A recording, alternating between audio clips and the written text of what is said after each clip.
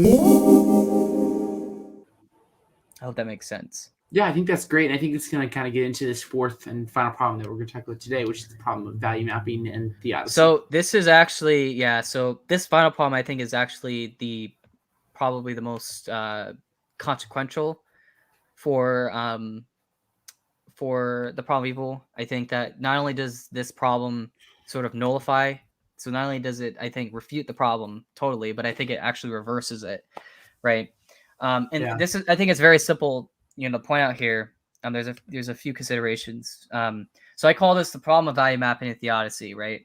So for theism, there's a good and good mapping from God's nature to a state of affairs, right? So you have God is all good, right? So then God would sort of actualize or allow for a good state of affairs to occur, right? And this is interesting because what this concludes is that any good state of affairs would be evidence for theism, right? You could sort of expect, okay, if God is all good and there's a good state of affairs, well, why did this state of affairs occur? Well, because God is all good, right? You can sort of link that there. You could sort of predict that on the hypothesis, right? But for naturalism, you don't have that, right? So on naturalism, you don't have a good to good mapping from an indifferent universe, right, to a state of affairs, right, or at least a good state of affairs, right? And the reason for this is because there's no value mechanism to sort of, tell you, why would you expect this state of affairs versus another state of affairs, right? And so this leads to the conclusion, of course, that there is no set of good or bad states of affairs that could be evidence of naturalism, right? And so in order for naturalism to actually have the advantage, right, and this is something that Paul Draper sort of does, where basically it has to rely on theism making false predictions. So like even if naturalism may not exactly predict the data of evil, right, even if it doesn't exactly predict that there's going to be like this sort of high range of suffering, the argument is that theism predicts the opposite, right? So theism would predict, one example is like, okay, well, theism's going to predict a perfect world. Theism's going to predict that there's only good states of affairs. Theism's going to, I guess you could say like basically theism predicts a bed of roses, right?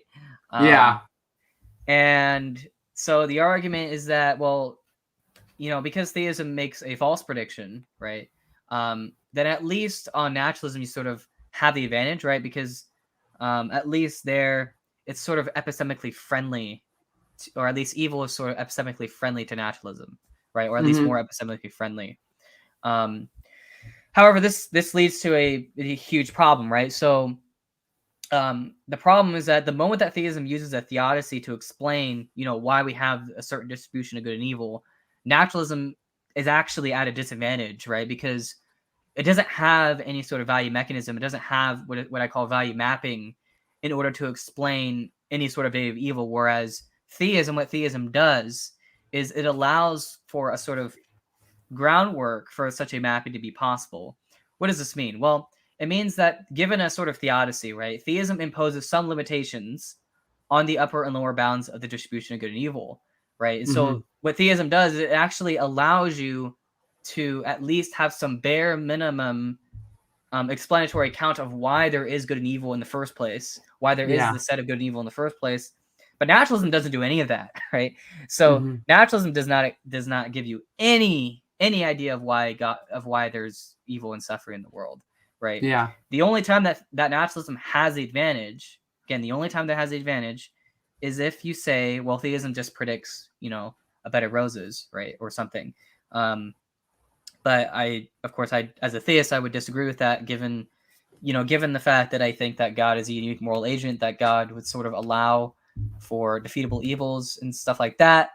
And I think that at least the theodicy that I'm still working on it, but at least I have most of it out, which is basically what I call the evolving worlds theodicy. I did a video on it a while back.